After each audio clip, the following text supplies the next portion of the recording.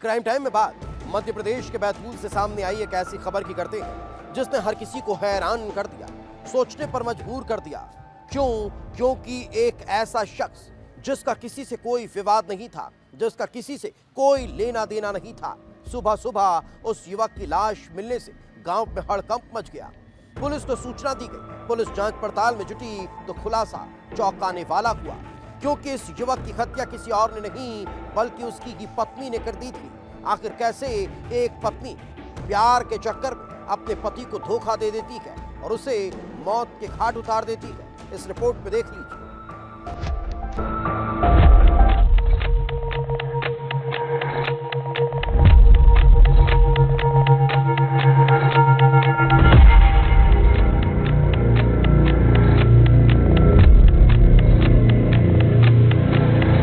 तारीख 16 दिसंबर, जगह बैतूल मध्य प्रदेश।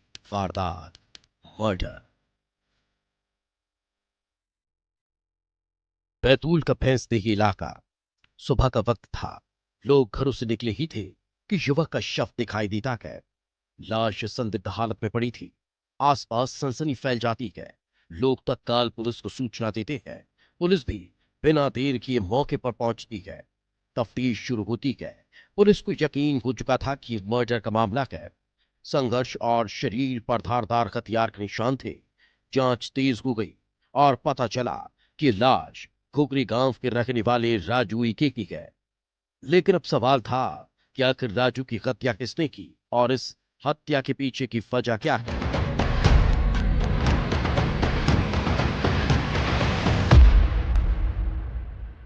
गांव की एक पूनम नाम की महिला है जो मृतक के साथ जिसके संबंध थे, उन्होंने शायद शादी भी कर ली थी।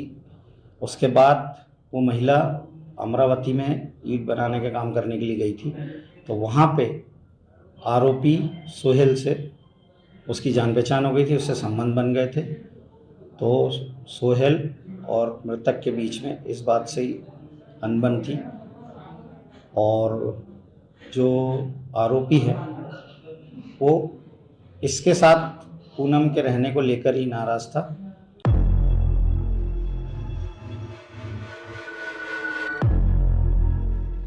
राजू उइके की किसी से कोई दुश्मनी नहीं थी और न ही कोई ऐसी रंजिश कि उसे मौत के घाट उतारा जाए। पूछताछ और बयानों से पुलिस के हाथ कोई सुराग नहीं लगा। साइबर सेल और मुखबिर तंत्र को सक्रिय किया गया। तभी पता चलता है कि महाराष्ट्र के अमरावती में रहने वाली उसकी पूर्व पत्नी को गांव में देखा गया है।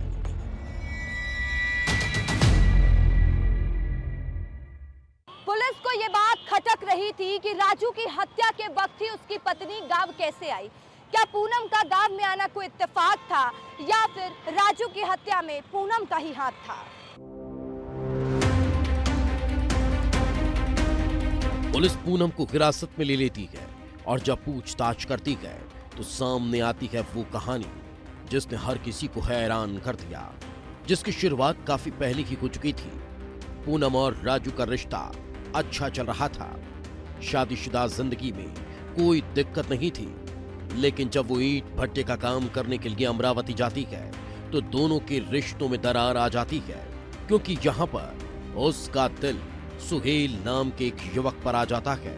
सुहेल और पूनम के रिश्ते का पता उसके पति राजू को चल चुका था, जिसके बाद दोनों आपसी रजामंदी से अलग हो गए और अब पूनम की जिंदगी सुहेल के नाम हो चुकी थी। लेकिन राजू अभी भी उसे पूरी तरह से भूल नहीं पाया था। राजू अक्सर अपनी पूर्व पत्नी को फोन करता था।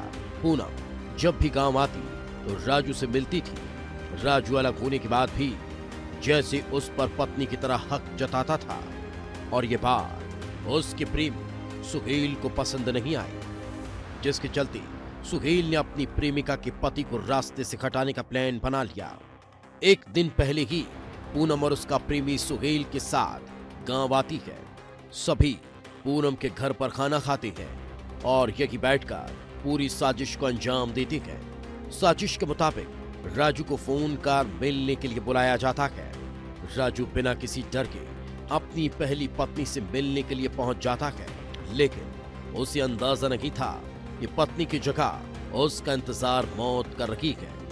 राजू पहुंच चुका था और यहाँ सुहेल और उसके दो साथी पूरी तैयारी के साथ खड़े थे। राजू कुछ समझ पाता उसके पहले ही सुहेल उस पर हमला कर देता है। राजू बचने की पूरी कोशिश करता है, लेकिन धारदार हथियारों के आगे वो दम तोड़ देता है।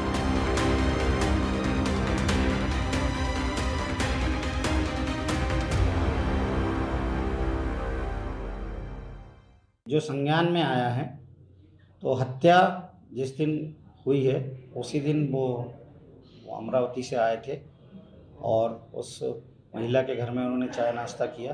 फिर वहाँ से वो उसे मारने के उद्देश्य से उसको फ़ोन किया, उसे बुलाया और फिर उसने हत्या कर दी। आरोपियों तक पहुंचने के लिए पुलिस की सबसे बड़ी मदद उस फोन कॉल ने ही की थी जिस नंबर से राजू को फोन किया गया। वो महाराष्ट्र का था और पूनम भी महाराष्ट्र में ही रहती थी, जिसके बाद पुलिस का शक यकीन में बदल गया कि हो ना हो इस हत्या में उसका ही हाथ है। और जब पूछताछ हुई तो हर एक राज का पर्दाफाश हो गया। पुलिस ने पूनम और उसके प्रेमी समेत चारों आरोपियों को गिरफ्तार कर सलाखों के पीछे भेज दिया। कानून उन्हें गुनाहों की सजा देगा, लेकिन यह घटना बताती है कि रिश्तों में आई दरार कभी कभी कितना खौफनाक रूप ले सकती है और एक साथ कई जिंदगियों को तबाह कर सकती है। विस्तार न्यूज के लिए शंकर राय की रिपोर्ट।